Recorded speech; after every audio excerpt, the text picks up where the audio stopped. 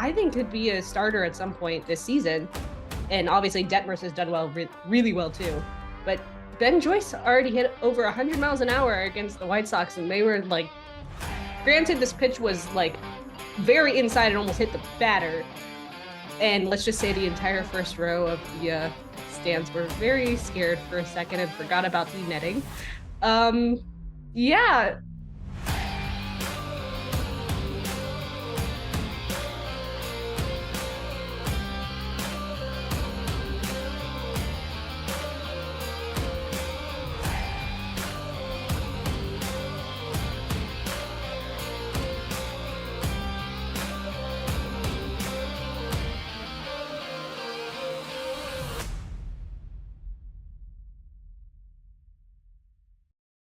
What is up, everyone? Brandon Ferst, aka First Report, representing the First Off the Bench podcast network. Everyone comes off the bench. We are First. Welcome into another edition of the Changeup here on the network. We break down everything Major League Baseball has to offer as we get closer and closer to opening day. And of course, when I say we, I mean myself and my co-host Brianna Winner. You can find Brianna at bwinner12. How you doing today? I mean, I'm happy to talk baseball. Sad that my March Madness bracket is just slowly dying off in round one. Yeah, it's not looking good. We're both of the Arizona picks that have essentially. It's not just Arizona though. Well, that's the only one that matters, Brianna. I know you're looking at other things, but it's over. Well, we'll wait to see until one of these ends. We'll see, but you lose your national champion in the first round. It's time to look ahead to baseball. Yes, but if you also lose your second final two pick, you're done. Well, I still think you're done regardless, but we are, of course, here to talk some Major League Baseball. We'll get to tons of news. Obviously, got some news about Trevor Bauer, some of the rule changes we're seeing in action. We'll get to the American League Central preview, along with, of course, some of our team previews as well. The winner's circle returns. But before we get into that, we're going to take a look at the National League Central. Obviously, both the American and National League Central's two divisions that probably on the lower spectrum overall of baseball. But someone is going to win this division and someone is going to get a playoff spot out of it. We're going to start in the National League. Brianna, what are your thoughts? The National League, what do you think the predicted order ends up shaking out to be? No matter what, both Central divisions are the weakest by far. no matter where you look, both Central divisions are the weakest, especially the National League. Sorry, Cubs, but you're not going to do well. So I have St. Louis because yes, they lost Molina, Pujols, and Wainwright, but they still got at least a lot of pitching and a lot of offense. Then you've got Milwaukee. I have Pittsburgh third because I think the Cubs are going to suck. And then Cincinnati, because again, this is the weakest and no one has shown really anything. Yeah, I agree with you on the top two. I have St. Louis and Milwaukee 1-2. Obviously, the Corbin Burns drama of the offseason in arbitration, pretty much the Brewers blaming Corbin Burns for the reason they missed the playoffs last year. That's not going to sit well for Corbin Burns going forward. I do have the Cubs in third. I think they brought in enough firepower to at least be better than the Pirates and the Reds. The pitching staff for Chicago is going to be really bad. There's absolutely no doubt about that. And you find yourself in a division where it is weak, but I think Milwaukee and St. Louis are just much better than those three other teams. I think it does come down to St. Louis or Milwaukee, but St. Louis just has more firepower. You have Nolan Arenado, Paul Goldschmidt, and the pitching staff that's going to be right there with Milwaukee in terms of that. The big question mark, I guess I could say going forward, would be Christian Yelich.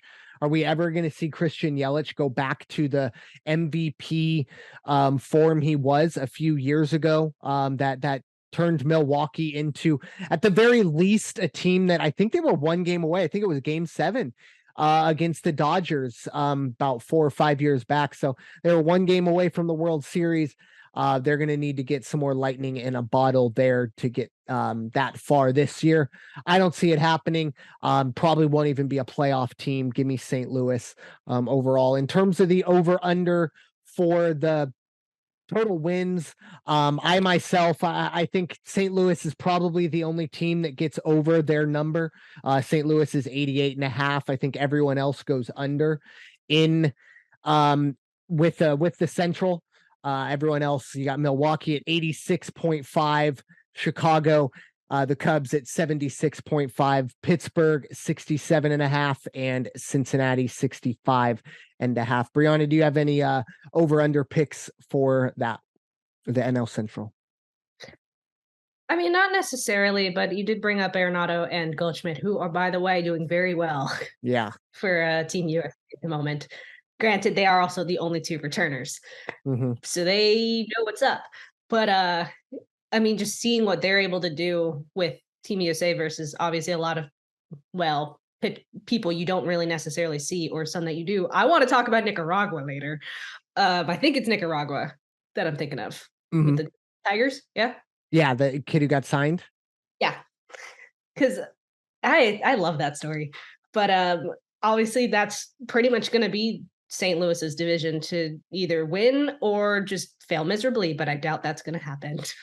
Yeah, they don't have a whole lot of competition. I think Milwaukee, like I said, is their biggest test, and Milwaukee's going to need a lot of help to get there. They just don't have a huge offense, and like I said, their pitching staff is good, but does Corbin Burnes really want to be there? That's the big question going forward. Probably not. Yeah, I mean, I wouldn't. I mean, you get blamed for the reason that your team didn't make the playoffs. I don't think there's a whole lot of want from Corbin Burnes going forward, but we shall see. I don't think we're going to be seeing a ton of success out of this division, but once again, he said someone has to win it, and it's probably going to be the Cardinals going forward, or at least Cardinals or the Brewers. Those are the 2 contenders. But moving on to some of the new rules that we've seen in action. The last time we talked, we were right before spring training was about to get rolling. Now we have seen kind of the wacky, weird ways that, games may end, or guys may strike out, or, we may see 1-1 counts before a pitch is even thrown. All kinds of kooky things so far. But Brianna, what are your thoughts overall on the new rules? I mean, I got to shout out Machado on that one, but I mean, if you think about it, the World Baseball Classic didn't even put those rules into effect. So some players are trying to at least get used to it now and just trying to go to the quicker pace. But if you look at Johnny Cueto, yeah, still doing his little dance shimmy, and I think it's going to take him a very long time to adjust to the pitch clock. And obviously, maybe by May or June, everybody will have it figured out. But until then, it's going to be a mess. Yeah, I think obviously we've seen Max Scherzer do his thing where he's quick pitching guys and then holding the ball, essentially kind of making sure the batter is set and then holding the ball for 8 seconds to get every single bit of time out. I think at the end of the day, I guess it's going to, make some people happy. I really don't care. I'm a baseball fan. I think if you're a baseball fan, the last thing you should want is less baseball. But once again, this is Major League Baseball changing the rules to cater to people that aren't going to watch anyway. The bigger base sizes does seem a bit like we're going to see, more runs. The ban in shift is a cop out in my mind. I think I've said it multiple times, but if you're a major league hitter, hit it where they ain't. I mean, if they have 3 guys on the right side, try and hit it to the left side. But you have guys like Joey Gallo and Aaron Judge that kind of refuse to try and hit the ball the other way, and instead baseball has bailed them out. And I think overall, we might see some more runs, and that may bring in 3 or 4 more new eyes. And if that's what Major League Baseball really cares about, then that's fine. But I don't really like the rules as they are right now. You'll find yourself in situations like Johnny Cueto. I think we love watching Johnny Cueto, and now he's going to have to change the way he plays baseball. I don't think that's the right way to go about rule changes, to make it to the point where you're literally trying to force players to change the way they play baseball.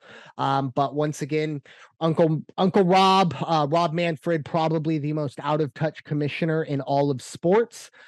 He strikes again. He's going to continue to pat himself on the back. Meanwhile, we look at 12 regional sports networks about to go bankrupt, and half the league probably won't even have a cable deal going forward. So that's something I think he should really actually worry about going forward. But yeah, Brianna. So I'm thinking about the shifts as well. Let me just say it was very weird to see a shift when I was watching the World Baseball Classic the other day. I kind of agree with that rule, but because I didn't like the shifts to begin with. But the one that I hate, that I'm going to say that I've hated since 2020, that they should just get rid of because it makes no sense, is the ghost runner. Like, I understand with the pitch clock, but at the same time, I think you need to give them a little more time to get used to it. So maybe only put it in spring trainings for right now. Don't put it through the season until everybody's like accustomed to it, especially since Johnny Cueto likes to do his little dance and he's not going to be able to do it. So like, it's going to change a whole bunch of mechanics for everybody. Yeah, it's ironic, at least for me, that the ITB, the Ghost Runner, is so low on my grievances now with these new rules. Like, I don't like it. I hate it, actually. But I think overall it doesn't affect every single game, right? Not every game is going 2 extra innings. Every game is going to have a pitch clock. Every game is going to have a bigger base pass or bigger base, and every game you can't shift anymore. And like I said, we're talking about major league hitters here, and it seems like instead of us being accountable and saying, hey, strikeouts are close to 50% of the at bats now, we're going to make excuses for Joey Gallo for the shift and things like that. It doesn't make a ton of sense, but baseball for a while hasn't made a whole lot of sense to me, the way they've been doing things.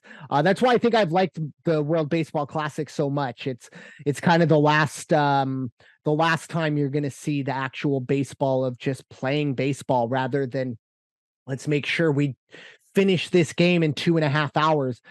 Because once again, I will remind people, never once when they talked about shortening the game did shortening commercial breaks ever come into it. They would never do that because that cuts into their dollar bills. But they will, put the 15-second pitch clock up and essentially bastardize baseball in their own sort of way. So, but we shall see going forward. Maybe I could be wrong, and the game does turn, but we shall see. Unfortunately, another bit of a storyline we've seen this spring training has been the injuries. And unfortunately, first it was Gavin Lux. It was ironically against the Padres, going between, I think, second to third. Landed a little awkwardly, blew out a knee, unfortunately. He is out for the year. And then, of course, we have the Yankees kind of already in midseason form with their injuries. 5 players already on the injured list: Nestor Cortez, Tommy Conley, Carlos Rodon, Lou Trevino, and Harrison Bader. And then we just saw a few nights ago, unfortunately, in the celebrations of Puerto Rico eliminating the Dominican Republic, we saw Edwin Diaz. He is out for the year as well. But Brianna, what are your thoughts on the abundance of injuries early on? I mean, the worst thing for Edwin Diaz was that was on a celebration. It wasn't even like on a pitch. It was literally on a celebration after they won the game. So that's what hurts the most. And the fact that he tore something on that, he knew, and like the moment it happened, he knew he was done for the year. And that's what hurts the most, because now Mets fans are just like, oh, I want to say what I want to say, but I'm not going to say it. Oh, no. So, I mean, we're going to still see injuries. Hopefully the Yankees can pick it up. But I still think that even with these injuries, they are still the best team in the American League East. Sorry to everybody else and us ourselves because we don't like the Yankees very much. But we always know that they're not healthy. Yeah. And none of these injuries at the moment are season ending. Obviously, at least for the Yankees side of things, the Gavin Lux and the Edwin Diaz, those are season ending. But for the Yankees, they will get these guys back. And, if you are going to have injuries, this is the time. I know you never want injuries, but this, with a full 162 still to play, this is when you want your guys to essentially take their knocks. And we'll see that going forward. Obviously, the Yankees will still have, a tough division going forward, but I don't think these are going to be the only 5 injuries for the Yankees. I think they'll still have to deal with some. Judge is going to get banged up at some point. Stanton will as well. LeMahieu as well, more than likely. But how they weather the storm going forward. For the Dodgers, obviously, you'll get no sympathy from me or anyone on this podcast, but you do have to feel a bit for Gavin Lux. It seemed like it was finally his opportunity to step into that shortstop role, and he's not going to be able to, at least not this year. We'll see what the Dodgers have going forward. But this is a team that's very deep. They can continue to bring guys up from the minors, and it seems like they just plug and play at all levels. But the Edwin Diaz, that's a tough one for the Mets. Obviously, they can go out and spend money here and there, but it's going to be hard to replace a guy like Edwin Diaz at the back end of that bullpen. Obviously, I know there are a lot of Mets fans who were feeling that the curse is back for the Mets, and I know there are a lot of people who were mad that the WBC happened or things like that. It was a freak accident. More than likely at some point this year, excuse me, we were going to see Edwin Diaz celebrate, and it could have happened at any time, whether it was a regular season game or not. But it's really unfortunate to see these guys go down this early in the year. But that's baseball, that's life. It's unfortunate, and for the Mets, seems like once again they're starting behind the 8 ball. Same with the Yankees, but And again, in terms of, obviously, this is not a Dodger loving podcast. We still don't want to see anybody get hurt. Like, that's the main thing. Yes, we don't like these teams, but we never want people to get, like, we never wish for people to get hurt. It just happens. yeah. Unfortunately, it just happened. Yeah, it was very unfortunate on all of those. Definitely for the Edwin Diaz situation, especially after such a huge win for his country, probably the biggest win in Puerto Rican baseball history, and that the celebrations were cut short almost immediately. So very, very, very unfortunate for that. But moving on to some other news, some international news. Speaking of Japan, we have Trevor Bauer. I think we both kind of came to the agreement when we talked about Trevor Bauer last that this was the route for Bauer going forward. He signs in Japan. Brianna, what are your thoughts? We see somewhat the return of Trevor Bauer. I mean, the moment that the Dodgers released him, we knew that nobody in the US was at the time going to want to sign him, even if everybody ruled he didn't do anything wrong and he still is like claiming innocence. I'm not getting in the middle of that conversation, by the way. So Nope. do not ask us. Nope. Do not ask us. We are not getting in the middle of that conversation. But we knew that he was going to go somewhere overseas, whether it was in Korea or Japan. We knew it was going to happen. And from what I understand, from what I've seen, there hasn't been a lot of media in Japan like covering this, but at the same time, people are like, I mean, it's their loss because we now have a great pitcher and he can show us what he can do. Yet he wasn't found guilty, so we're okay with it. Yeah. And look, he wasn't found guilty. I don't think he should get a black mark, whatever happened. Like Brianna said, we're not going to touch it. But the fact of the matter is he was found not guilty, or at the very least, they didn't push any criminal charges. So it's any team's prerogative to sign him. Now, I completely understand why nobody in Major League Baseball wanted to sign him. I think this is a huge tryout for him. 1 year to see what he can do. If he goes over there, throws 97, is at that level, there will be a team next year that will take a chance on him, guaranteed. But if he's down throwing 92, 93, I think it's the question of risk reward, because you're going to have to do some PR. No matter what, you're going to have to, go into the community and kind of mend some fences if you are going to bring Trevor Bauer in. But if you are going to bring him in, you need him to be the Trevor Bauer that he was, where he was an ace. Anything less, it's too much of a risk in my mind. But we will see it. It's a Yokohama, the Bay Stars in Japan. It'll be interesting to see that. Unsure when the season gets started, more than likely in the next month or so. But we'll be keeping an eye on what Bauer does. If he goes over there and does well, fantastic. Maybe we see him here, but if he struggles in Japan, I don't think we will see him pitch in the majors ever again. So, but moving forward, it is time to jump into the winner's circle. Brianna, the floor is yours. So since we just talked about Japan, I'm just going to start with Ohtani. I had him at the bottom. Let me just start with Ohtani. So obviously Japan is in the semis of the World Baseball Classic. He has been nothing short of amazing at this point. He led them into the semis with a shutout. I don't know if you saw the video when it came to one of the Italian batters staring him down, but I only watched that like 30 minutes ago, and I was very happy to see that. Because that's just what goes around comes around. If you're going to foul a pitch and stare him down like he's not going to strike you out or do anything like that, you're in trouble. Because what was it, like a slider or a sinker that he struck him out on? I think so. It was definitely had some movement on it. It had movement, and you don't want to mess with Ohtani.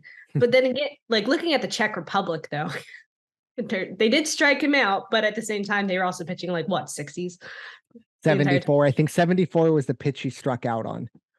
And everybody's gained a lot of respect for the Czech Republic, including Japan. And I don't know if you've seen the stories about the Czech players, but they are just in awe of Ohtani and like the Japanese team, to the point where they were trying to get autographs from as many of them as possible. But this one specific one, who kept the ball, by the way, that he struck Ohtani out on, was trying to get it signed, could not get through to him. So everybody in other countries, like European countries, know who Ohtani is and have the utmost respect for him. So Italy, I don't know what you're doing, man. Well, it's you're trying to get into his head. I mean, it's not a very good idea, but it's an idea. It's an idea. Who knows? You're not going to get into his head. But moving on. So I don't know if you saw the Angels versus the US in the exhibition game. No, I didn't. I didn't. So pitchers were told against Trout to pitch outside. They didn't want anyone coming near him. Tyler Anderson, let me just say, there are videos that were like, he just saw his career with the Angels flash before his eyes. On Trout, yes, they were told to pitch outside. His went inside and almost hit him. Oof. Friendly fire. In that moment, he saw his career with the Angels flash before his eyes. And honestly, I would feel the exact same way if you hit one of the best players on the team in an exhibition game against the United States. Yeah. I don't blame him. And I mean, he got it under control after that, but the look that Trout gave him was like, dude, what are you doing? And then I'm going to move on to Ben Joyce, who was drafted a couple years ago in the shortened draft. He was out with Tommy John after Tommy John surgery. He's back, and he's shown what he can do. And I think, could be a starter at some point this season. And obviously Detmers has done well, really well too. But Ben Joyce already hit over 100 miles an hour against the White Sox, and they were like, granted, this pitch was like very inside and almost hit the batter. And let's just say the entire first row of the stands were very scared for a second and forgot about the netting. Yeah, let's just say that White Sox batter was a little scared he was going to get hit with something that was over 100 miles an hour. I mean, I remember Joyce at Tennessee when I think I saw him throw 105 at one point in a SEC tournament game. So yeah, hopefully he has control of that pitch. Hopefully the Angels have some pitching now. Yeah. Outside of Ohtani and Detmers. Because if this is any consolation, I'm kind of happy that yes, Joyce can pitch that fast and he can strike out players. You know, he struck out Pete Alonso. And when they were doing the exhibition against the US. So I have so much faith in him. He just needs to get that pitch under control. And I'm seeing a good sign for Angel pitchers at the moment. Let's just hope they keep it. Please keep it. I can't handle it anymore. Okay. And now we're going to move on to the Padre report. All right. So yeah, it's obviously not a whole lot going on with the Padres on the field. Off the field, they did have some huge news of Manny Machado did sign a 11-year extension for $350 million. And unfortunately, him and his teammate Juan Soto had a very early trip to Miami. They probably expected to stay in Miami a little longer than they did. It's unfortunate as, of course, Team Puerto Rico defeated the DR and sent Manny and Juan Soto home, or at least to Peoria to finish up the rest of spring training with the Padres. Obviously, for the Padres going forward, to get Machado, to get Soto, and of course, they also got Ha-Sung Kim back and Xander Bogaerts. Majority of the team still back or in Peoria for the Padres. A few American, you have I think Nabil Krismat also returned as well, but Nick Martinez, I think the only American still on the team, doing what he needs to do to hopefully bring home the World Baseball Classic for the Americans. But for the Padres, they're excited to have Machado for essentially the rest of his career. This is going to make it so that Machado will not be opting out heading into next year. Instead, will, unless the Padres decide to, trade him or something, but he will be a Padre for life going forward. It takes him into his age 42 season. So you have to imagine he's not getting another big time contract going forward unless something crazy happens. So congratulations to Manny Machado. Next up, obviously, will be hopefully Juan Soto. If the Padres get Soto signed, it could be really, really big news for the Padres going forward, with essentially all of the big guns signed up for the foreseeable future. But in terms of the on the field product, staying healthy is the biggest thing. The Joe Musgrove situation, obviously the weight room fiasco, not ideal. There is a little bit of concern in the manager dugout for Yu Darvish. Has been used essentially as a reliever for Team Japan. Obviously, Bob Melvin would like that to change. He would like him to be used more as a starter, but Bob Melvin is not the coach of Team Japan, so he just kind of has to hope that Yu Darvish gets things under control. And when he does get back, we can get him kind of put into that idea of he is going to be a starter going forward. So not ideal for Yu Darvish, but he is staying healthy one way or another as they continue. Japan in the semifinals of the World Baseball Classic going forward this weekend. We shall see the rest of the Final Four set. But that's the Padre report. Not a whole lot going on as we get ready for 2 weeks from today will be opening day, excuse me, 2 weeks from yesterday will be opening day for the Padres against the Arizona Diamondbacks, I do believe. But heading forward, it's time to look at the American League Central. Brianna, obviously, look, the NL Central was not good. The AL Central equally not good. It's That's the worse. nicest way I can say it. But what's your predicted order for the American League Central? So my predicted order is going to be the White Sox. Uh, I was about to say the other name, the Guardians. I almost had to put money in that jar.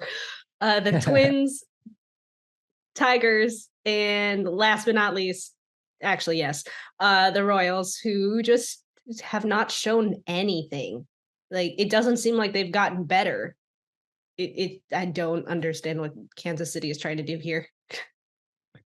Yeah, it's a team that doesn't want to win. Let's be honest. Kansas City, Detroit. Well, I shouldn't say that. Detroit, I think, will eventually, but Kansas City is a franchise that is ran by an owner that just doesn't want to win, or essentially spent his money on the Eric Hosmer and the Mike Moustakas days, and that was it. I agree with you. I think they finished last. Now, I feel like I'm getting sucked into the 2021 situation again. I'm picking the Minnesota Twins to win this division. I think they're good enough. I think they get Carlos Correa back after he went to, it seemed like, every other team this offseason. wanted to sign with every other team, ended up still having to be back in Minnesota.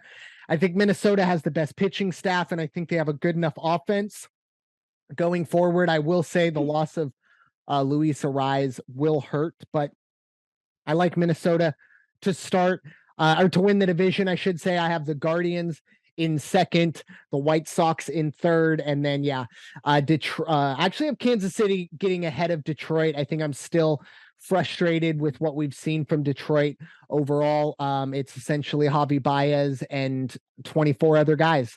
I don't like Detroit too much, at least with Kansas City. The Bobby Witt Jr., who is maybe one of the top 10 shortstops in the American League, and I think that's enough to get them out of the cellar in the National or in the American League Central. But Brianna, do you have any picks for your over unders?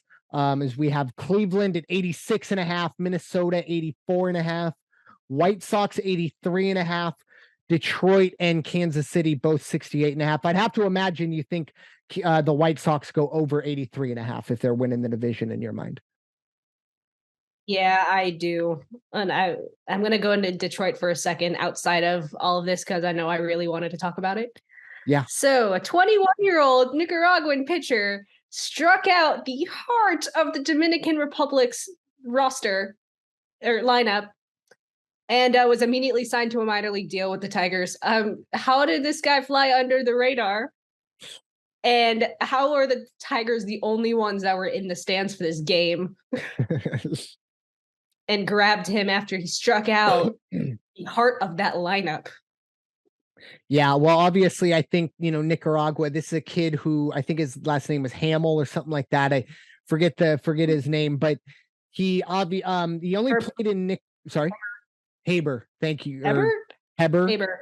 Something like that. It was in that area. You've seen the story. Devers, Machado, Julio Rodriguez, and Juan Soto. No, he didn't. Machado had a double. Yeah. No. Machado had a double, but Devers, Rodriguez, and Soto all struck out. Yeah, and they were some nasty pitches as well. It wasn't kind of the Czech Republic 75-mile-an-hour changeup where Ohtani's just as used to 98 the whole time. He was throwing gas. He pitched last year only in the Nicaraguan professional league, so that's kind of how you can fly under the radar. But under the radar, no more. Obviously, the Tigers scout.